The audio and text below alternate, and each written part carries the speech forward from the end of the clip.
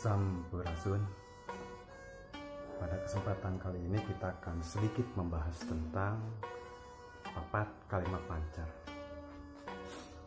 Bagi umumnya masyarakat Nusantara dahulu, papat kalimat pancar ini sudah begitu familiar, bahkan dijadikan sebuah nilai hidup, pegangan hidup, ageman, ajaran yang kemudian dilarapkan dalam kehidupan sehari-hari. Khususnya di Pulau Jawa, ini disebut dengan papat kalimat pancar, tapi mungkin di beberapa daerah lainnya di Nusantara ini mempunyai istilah yang sedikit berbeda dalam penyebutannya gitu. Mungkin kadang kita pernah juga mendengar istilah sedulur papat kalimat pancar. Pada dasarnya sama saja gitu. Nah, pada kesempatan ini kita akan bahas sedikit dan secara garis besarnya tentang papat kalimat pancar itu sendiri. Pertama, papat atau empat ini merupakan sebuah sebutan untuk keempat anasir. Keempat anasir itu seperti yang ditampilkan dalam slide sebelumnya, terdiri dari pertama anasir sene atau api, kedua anasir angin, ketiga anasir cai atau air, dan keempat adalah anasir tanah atau bumi. Nah, keempat anasir ini jika di dalam warna tersimbolkan dengan warna merah untuk anasir sene atau api, warna kuning untuk anasir angin, warna putih untuk anasir cai atau air, dan warna hitam untuk anasir tanah atau bumi.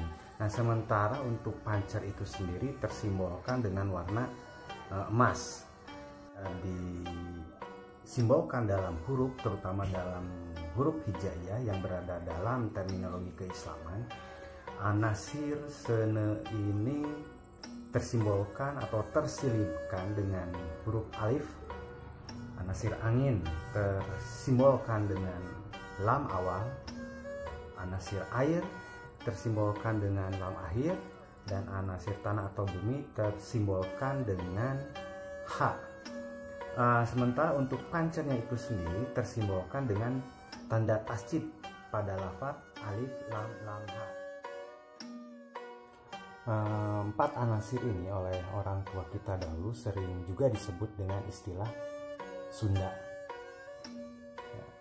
Sunda memegang selang herang, suci, bersih. Sebelum jagat raya semesta ada, Sunda sudah ngadeg, sudah hadir. Jadi dengan kata lain, papat kalimat pancar itu tiada lain adalah Sunda dan Maharaja Sunda itu sendiri.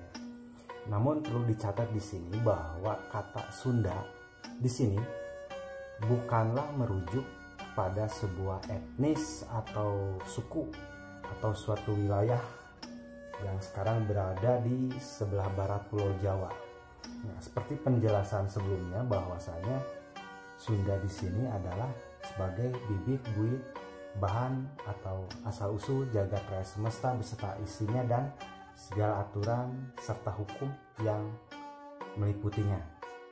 Di awal video disebutkan bahwa empat anasir adalah bibit atau bahan atau asal usul dari jagat semesta raya beserta isinya dan segala aturan atau hukum yang berada di dalamnya.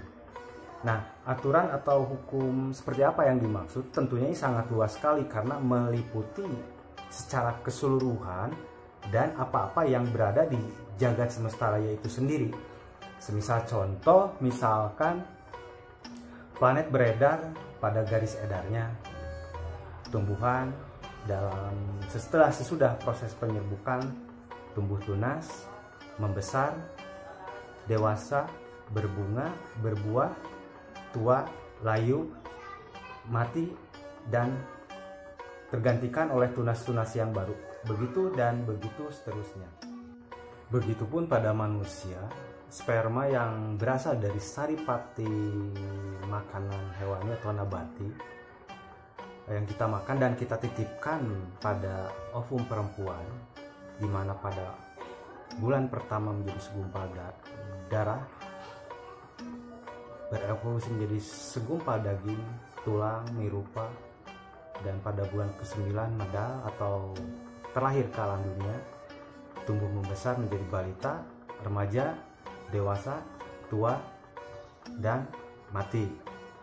Hukum alam atau sunatullah dalam konteks budaya Sunda kadang-kadang disebut juga dengan istilah katangtuan. Maksud dari katangtuan ini bisa kita temukan dalam beberapa contoh peribahasa, di antaranya adalah seperti peribahasa, apa yang kita tanam itulah yang akan kita tuai. Artinya jika kita menanam hal yang positif, maka kita akan menuai hal yang positif juga. Jika kita menuai hal yang negatif, maka kita akan memanen hal yang negatif pula. Ini adalah mungkin makna atau yang tersirat jika dalam konteks keagamaan yang disebut dengan mizan atau timbangan. Bahwasanya timbangan atau mizan yang seadil-adilnya yaitu hukum alam itu sendiri, sunatullah itu sendiri, karena tidak ada siapapun yang bisa merubah hukum itu dan termasuk mengkorupsinya gitu. Demikian ulasan sederhana, singkat dan secara garis besarnya tentang papat kalima pancar. Di lain kesempatan kita akan